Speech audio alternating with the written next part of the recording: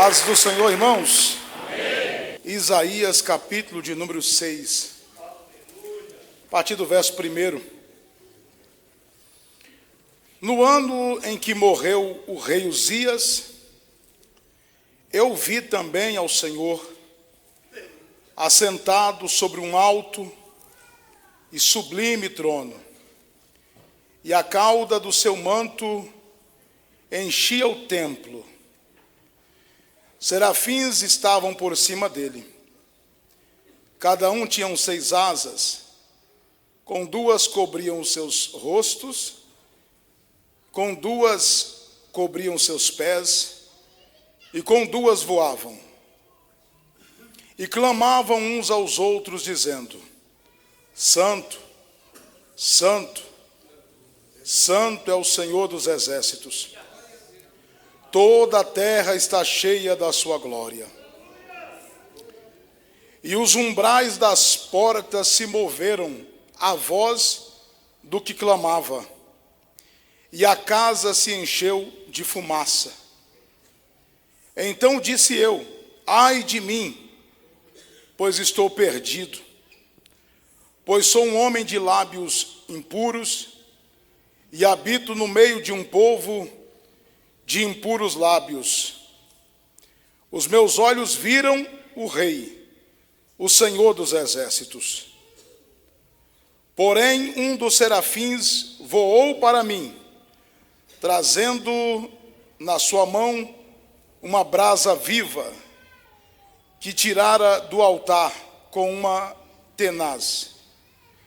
E com a brasa tocou a minha boca e disse: eis que isto tocou os teus lábios, e a tua iniquidade foi tirada, e expiado o teu pecado.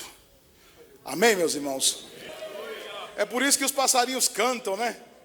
Eles têm um fôlego, e Deus deu eles fôlegos de vida, e eles cantam para adorar o Senhor. Eu estava ouvindo uma reportagem, disse que não tem nada para fazer tão bem ao homem como o canto dos pássaros. Diz que a pessoa que cuida de pássaros, que põe comida para os passarinhos, o passarinheiro, não aquele que fica prendendo na gaiola, mas aquele que observa a natureza, o canto dos pássaros, diz que esse homem tem uma saúde mental muito grande. É claro, eles estão louvando o seu Criador. Tem hora, Maico, que eles fazem um acorde musical, o passarinho, que a gente fica impressionado. Como é que eles cantam com uma melodia tão bonita daquele jeito? Meu Deus, tem passarinho que canta que traz aquela alegria para nós. Eles estão louvando o seu Criador. Quem entende isso, irmãos, que o Senhor te chamou para louvar o nome dEle? O Senhor nos chamou para adorar. Nós somos adoradores, meus amados. Somos adoradores. Estamos aqui para exaltar o nome do Senhor. Nós temos que aprender uma coisa: cada pessoa tem sua particularidade. Cada pessoa tem um jeito. Por exemplo, vai pescar, por exemplo. Tem gente que quando fisga um peixe grande, meu Deus do céu, um pirarucu, meu Deus, e começa a brigar com aquele peixe na linha. Tem gente que não consegue ficar calado, ele dá uns gritos, ele luta com aquele peixe, ele fica alegre lá pescando, e vai brigando com aquele peixe, e vai alegrando. O pastor Josué mesmo disse que quando ele pega um peixe, ele não consegue ficar calado não. Cadê o pastor Josué? É isso mesmo, pastor Josué? Dizer que dá uns gritos lá quando está pegando um peixe, alegria. Aquela alegria de estar lá no meio da natureza, pegando um peixe. Aí tem gente que quando fisga o peixe fica caladinho. A alegria dele é ver o peixe vindo caladinho, sem ninguém ver. Quando a pessoa pensa que não, o peixe já está dentro do bote, dentro do barco. Assim é porque parte de cada um. Não dá para você julgar quem está adorando e quem não está. Não dá para você fazer aqui o julgamento, que quem levantou as mãos, pulou, só ele adorou e o outro não adorou. Você não sabe o coração das pessoas como são. Então você está pregando a palavra aqui, alguém às vezes não esboçou nenhuma reação. Não levantou a mão, não fez nada, mas quem sabe ele botou a mão na consciência e disse: Senhor, estou aqui. Eu estou na tua presença. e a tua palavra está falando no meu coração. Outros, então você também que é quietinho, não espanta quando o irmão der glória do seu lado. Eu não vou mexer com você que está quietinho no seu canto, eu vou respeitar você. Mas quando o irmão está do teu lado, dá um glória a Deus como o presbítero Fábio dá ali, você não estranha também não. É o jeito dele adorar o Senhor. O importante é que você adore o Senhor Jesus e entre nesse lugar com um sentimento de adoração ao nome do Senhor. Queridos irmãos, esse assunto aqui é muito bonito, é lindo demais. É lindo demais. Olha para vocês verem aqui. Eu queria retratar isso aqui como uma igreja, esse trabalho que o Senhor mostrou aqui para Isaías, como o nosso culto. Um culto. Quem de vocês tem vontade ou imagina como é o culto no céu? Quem já se pegou pensando como é o culto no céu? Já tiveram curiosidade? Como é que é o culto lá no céu? Aleluia! Irmãos, em uma das raras passagens bíblicas que o Senhor nos deu uma oportunidade de ter um pouquinho de noção do que é um culto no céu. Meu Deus do céu. Então nós já vamos olhar por essa palavra, por esse prisma. Como é o culto no céu? Como que o Senhor recebe adoração no céu? Para nós entender como deve ser o culto aqui na terra também.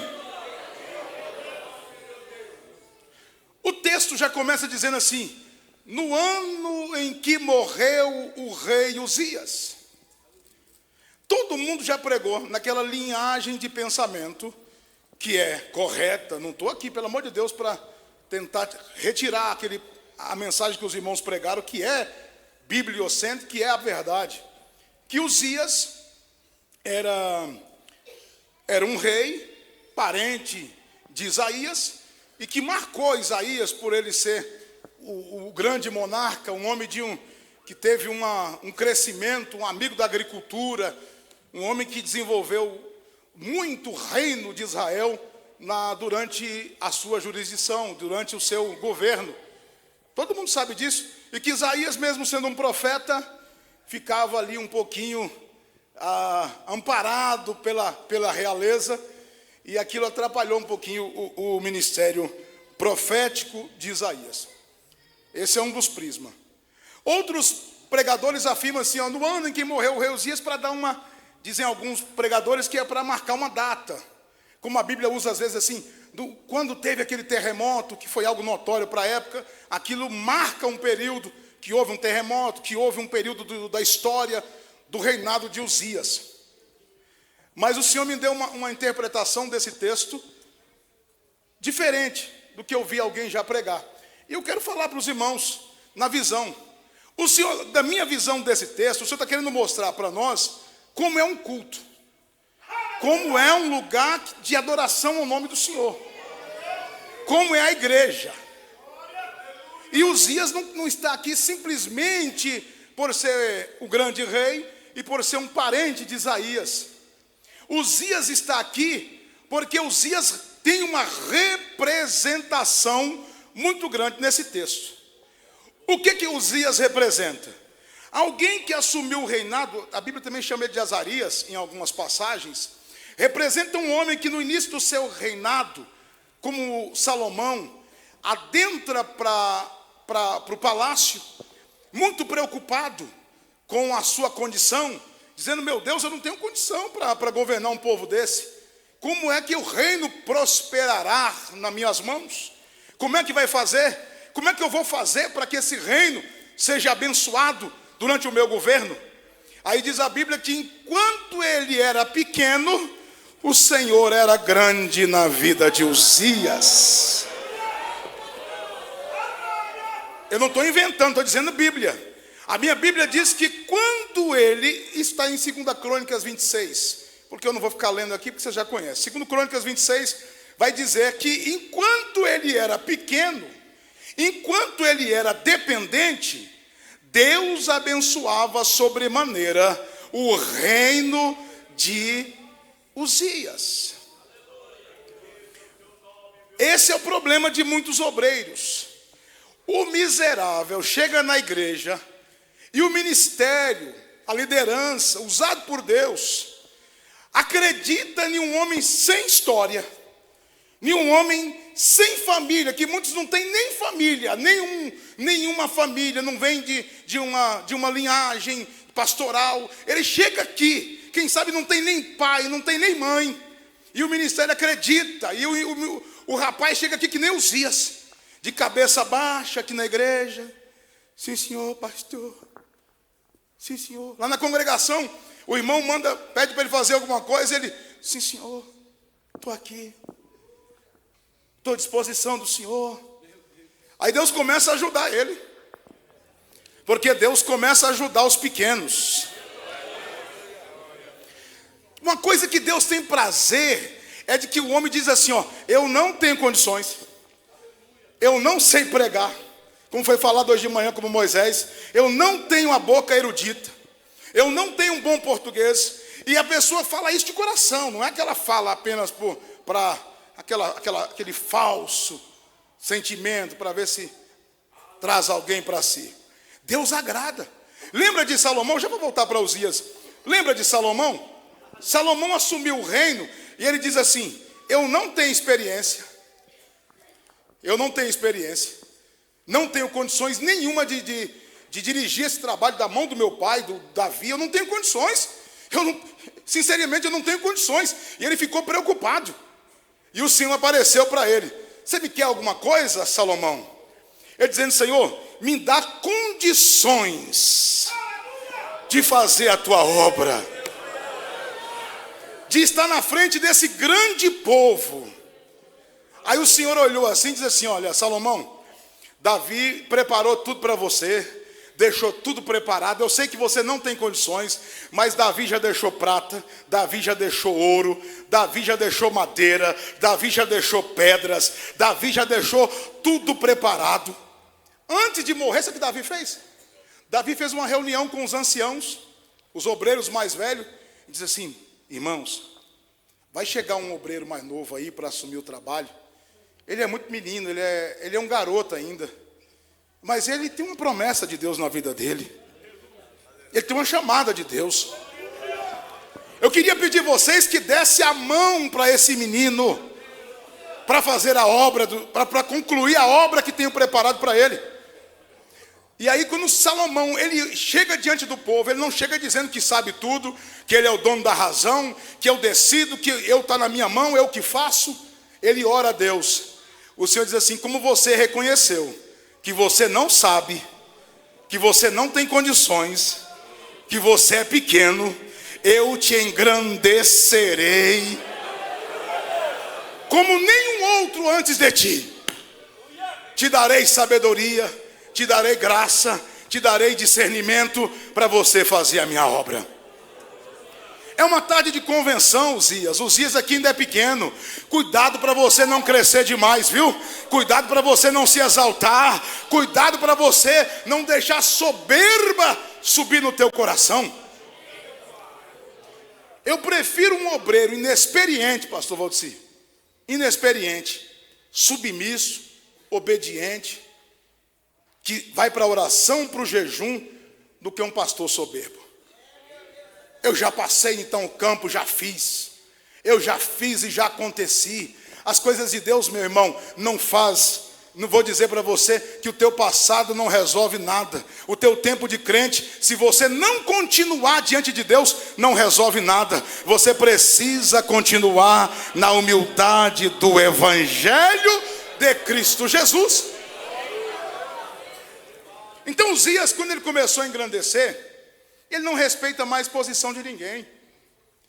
Uzias não respeita mais hierarquia. Quando a pessoa começa a crescer muito, ele não respeita mais superior. Ele chega no templo agora e diz assim, que nada. Esse sacerdote come do dízimo aqui que os levitas trazem. Eu vou entrar aqui dentro do templo. Aqui quem manda nos levitas sou eu. Quem manda em tudo, quem governa aqui sou eu. Eu vou entrar com o meu incensário, vou entrar dentro do santo dos santos. Eu gosto de servir a Deus aqui, porque o teu dízimo aqui não compra lugar, o seu estudo não compra cadeira, a sua voz não compra lugar. Aqui é quem o Espírito de Deus levanta, é quem o Senhor chama.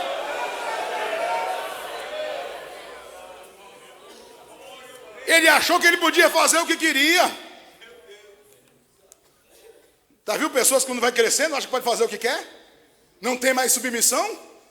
Não tem mais humildade? Não respeita mais ninguém? Porque eu sou a autoridade aqui. Achando que ele era o grandão. Quando ele entrou com o incensário, entrou um sacerdote, mais 80 sacerdotes. Vale até a pena ler, não vale, irmãos? Vamos lá, então. Já que vocês estão prestando atenção, que a gente fica até animado para ler o texto com vocês. Vamos lá? Verso 16 do capítulo 26 do livro de 2 Crônicas. Diz assim: mas havendo já fortificado, exaltou o coração até corromper. Primeiro vem o quê? Exaltação. Depois a corrupção. Ele chega tão humilde. Irmão, é demais isso aqui, mas isso aqui é retrato de obreiros.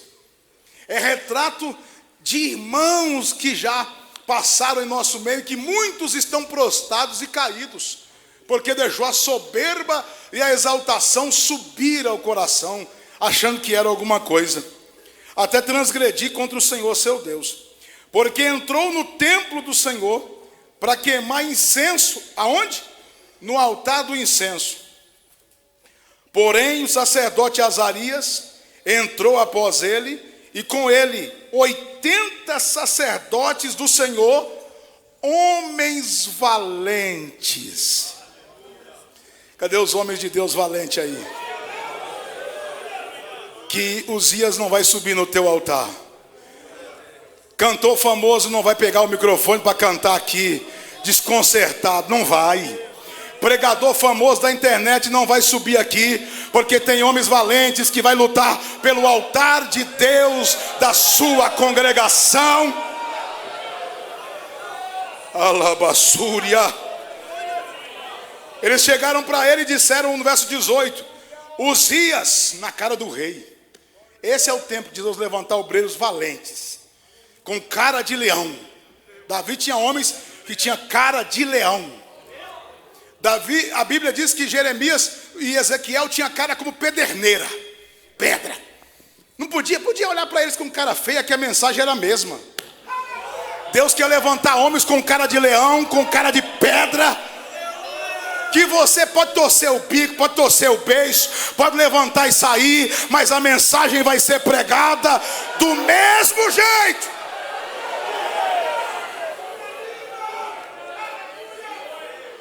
Verso 18: resistiram ao rei Uzias. Irmão, você vai ter que resistir à tentação do inferno. Resistir e dizer assim: no culto do Senhor, Uzias não tem participação. Uzias pode até entrar para sentar aqui e ouvir a palavra, mas quem vai trazer a palavra é os servos de Deus humilde, que Deus levantou, que Deus colocou na mão deles a autoridade. A ti, Uzias, não compete queimar incenso perante o Senhor, mas aos sacerdotes, filhos de Arão, que são consagrados para queimar incenso: sai do santuário, porque transgrediste, e não será isto para honra tua da parte do Senhor Deus. Aí Uzias tentou indignar, porque tem pessoas que quando a gente quer mexer com eles, irmão, eles levantam contra a gente. Tem pessoas que quando você quer trocar ele de posição, você é o dirigente, você fala assim: irmão, você já dirigiu aqui o grupo tantos anos, nós vamos trocar você, chegou o tempo. Nós vamos pegar agora o irmão fulano vai dirigir o grupo. Tem gente que fica indignado e faz um fermento dentro da igreja. Se o dirigente do campo diz assim: irmão, agora vamos trocar você. Você vai sair da igreja A e vai para a igreja B. Mas a igreja B não dá para mim, irmão. E começa aquele fermento: o pastor é contra mim, levantando contra mim. Resiste ele na cara. E faça como o sacerdote diz: Uzias, não te compete queimar incenso. Você pode dar licença. Ele disse assim: não vou dar licença. Quando ele disse que não vai dar, deixa que quem vai responder por você é o Senhor. Quem crê que quem vai responder por você é o Senhor? Quando ele se levantou contra a autoridade do templo, a autoridade do tabernáculo, quem levantou foi o Senhor, e o miserável ficou leproso. Está entendendo? E ele ficou leproso. Quando ele olhou, a lepra saiu na testa. E ele disse assim, ele mesmo chegou, é mais ou menos assim: irmão, dá para o senhor colocar outro na frente lá? Não dá para mim mais não, irmão. Põe outro lá na frente. Põe outro lá na congregação, porque não dá para mim. É claro, você transgrediu contra o Senhor. O Senhor rejeitou o seu louvor, rejeitou a sua adoração. Agora eu volto para Isaías capítulo 6, onde eu li com vocês. Quando o texto está dizendo assim, no ano em que morreu o rei Uzias, Deus está dizendo assim: eu tirei aquele que atrapalhava o meu culto. Eu arranquei do meu santuário aquele que queria roubar o lugar dos meus servos, que queria atrapalhar a adoração do meu povo. Eu tirei Uzias. Quem crê que o Senhor vai tirar do nosso meio a lepra, o leproso que atrapalha a adoração do Senhor, Deus vai tirar do nosso altar o mexeriqueiro, o contendeiro, o mentiroso, o exaltado, aquele que se levanta contra a obra de Deus. Deus vai arrancar esse miserável do altar.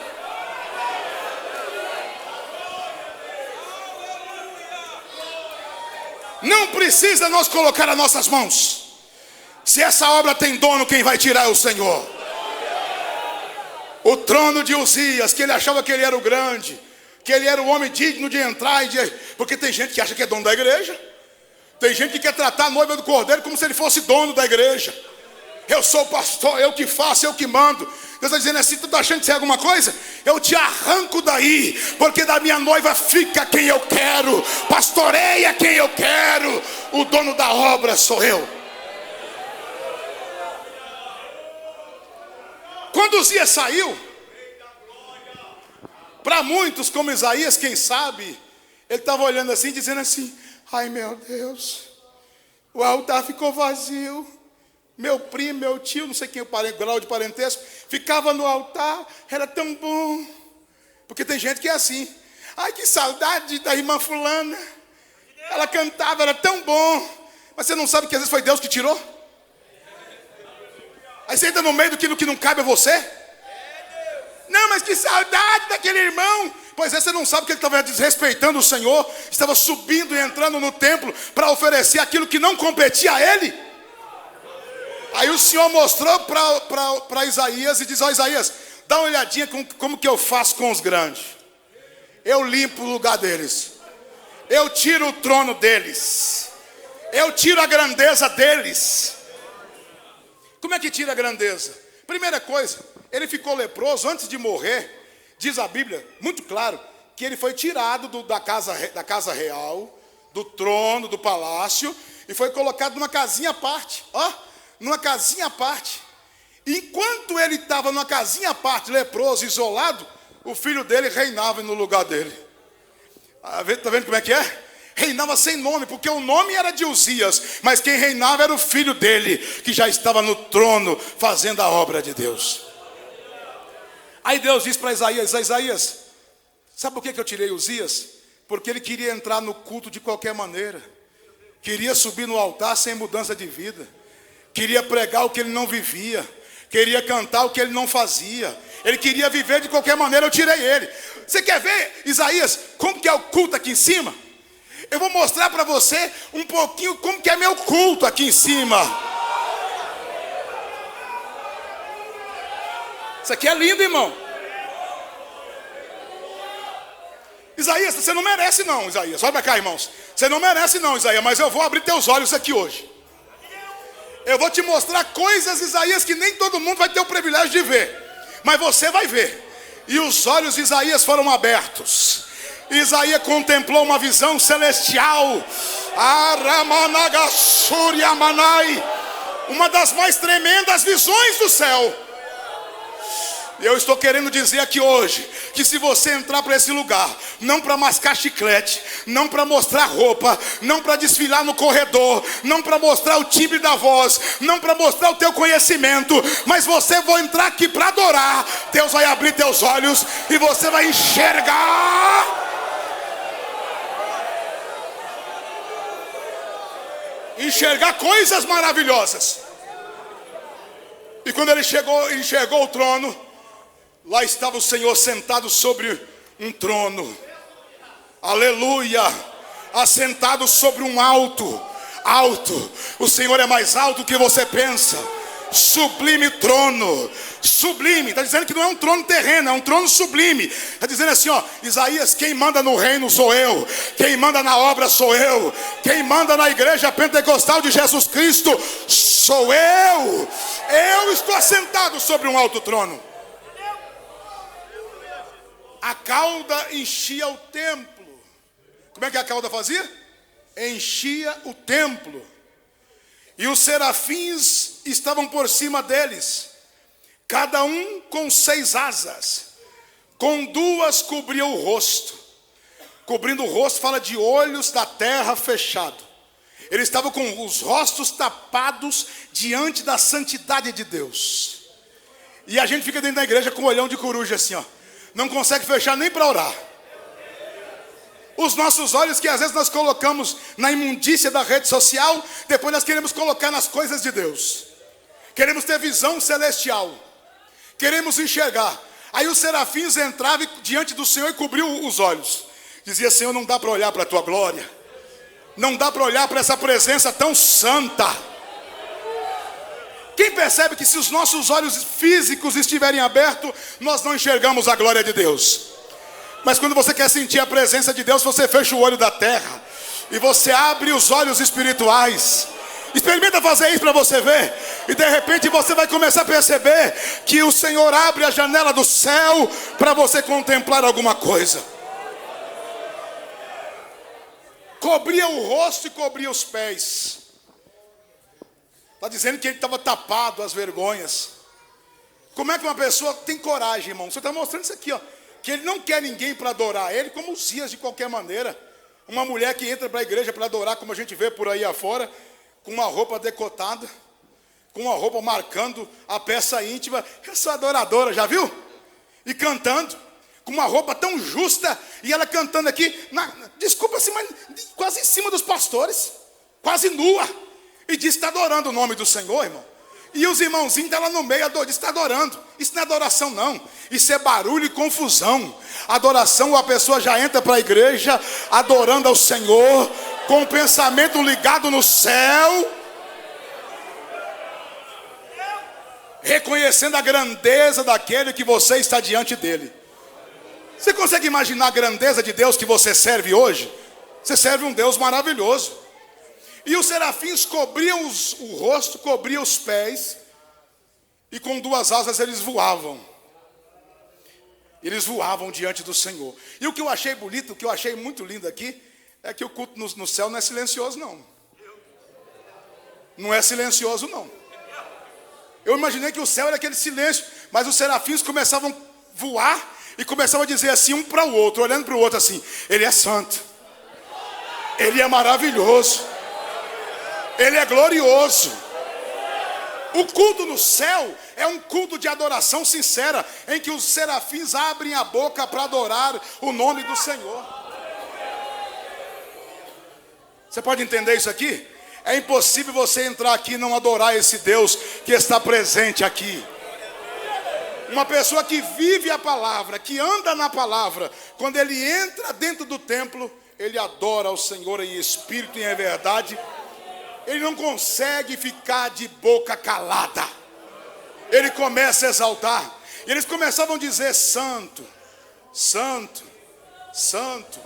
E quando ele começava a dizer santo, santo, de repente o Senhor levantou e diz assim, a quem enviarei? Olha só, irmãos, os serafins adorando, e de repente, uma voz dizia, a quem enviarei? E a fumaça tomou conta do templo. Quem já entrou num culto assim, que você entra no culto esperando a hora que o Senhor está falando com você? Você começa a adorar, aí de repente você ouve uma voz e os umbrais da porta mexem com a voz do que fala, o seu coração treme e você ouve Deus dizendo: eu tenho uma obra contigo, filho meu. Eu quero te usar a partir de hoje como instrumento nas minhas mãos. Eu tenho algo para fazer contigo. Isaías, quando ele viu aquela cena, daquela glória tremenda que se manifestou, da fumaça, da grandiosidade da visão que ele viu, ele imediatamente diz assim: ai de mim. Ele já lembrou do parente dele. De quem que ele lembrou? Quem é que era o leproso? Uzias. Ele falou assim: meu Deus, se meu tio, ou meu primo, não sei, entrou dentro do santuário para oferecer incenso, ele não viu o que eu vi, já ficou leproso? E eu aqui nessa presença tão gloriosa que eu estou vendo aqui, e eu aqui nessa presença tão maravilhosa que eu estou vendo aqui, glória a Deus, eu vou morrer. E quando ele pensou que ele ia morrer, ele diz assim: eu vou morrer. Aí o Senhor diz assim: fica tranquilo, porque já tem um serafim voando para tocar nos seus lábios com uma brasa viva do altar. Eu me lembro do pastor Ademar pregando um dia lá em Sorocaba. Eu estava num culto lá e ele pregou esse texto com uma profundidade que eu nunca tinha escutado. Eu nunca tinha ouvido uma profundidade dessa. E ele pregou e ele disse assim, que Deus manifestou aquela visão, não foi para matar Isaías. Eu imagino, claro que não foi. Mas Isaías, quando viu aquilo, ele falou assim: meu tio, vou morrer também. Mas naquele momento, irmãos, surgiu uma oportunidade para Isaías. O serafim voou trazendo uma brasa e tocou a boca de Isaías. O problema de Isaías, Deus estava mostrando os serafins com o rosto coberto. O rosto coberto fala de olhos colocado em coisa certa, olhar para o que é correto, boca falar o que é correto. O Senhor então tocou a brasa. O problema dele estava na boca. Ele diz: o meu problema é a boca, eu falo demais. Quem sente que a sua boca atrapalha bastante a sua vida e que às vezes você fala demais? Uma das mensagens da reunião foi essa. Mas hoje Deus quer tocar a tua boca aqui também. Quem quer fogo na tua boca? Quem quer ter fogo na tua boca? Fogo na boca fala de batismo com o Espírito Santo. Fala de domínio próprio. O Senhor quer te dar domínio próprio aqui hoje, para dominar a sua boca e você não falar aquilo que não é da vontade de Deus. Então, no culto do céu, o Senhor mostrou para Isaías que no modelo do culto de Deus, o pecador reconhece o seu pecado, é perdoado o seu pecado e tem uma oportunidade diante de Deus.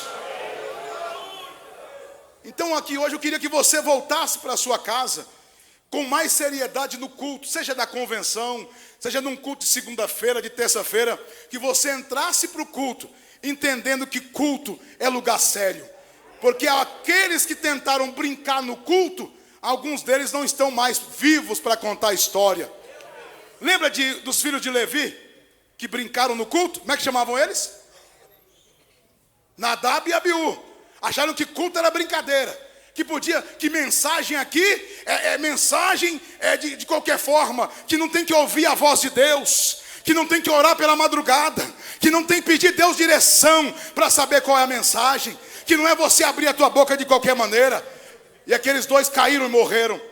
A Bíblia nos lembra de outro culto, que estava todo mundo dançando e pulando, falando línguas estranhas e fazendo festa, e a festa era grande na terra, levando a arca, em 2 Crônicas capítulo 13. De repente os bois tropeçaram e um rapaz colocou a mão na arca, colocou a mão onde não devia, foi fulminado pelo Senhor.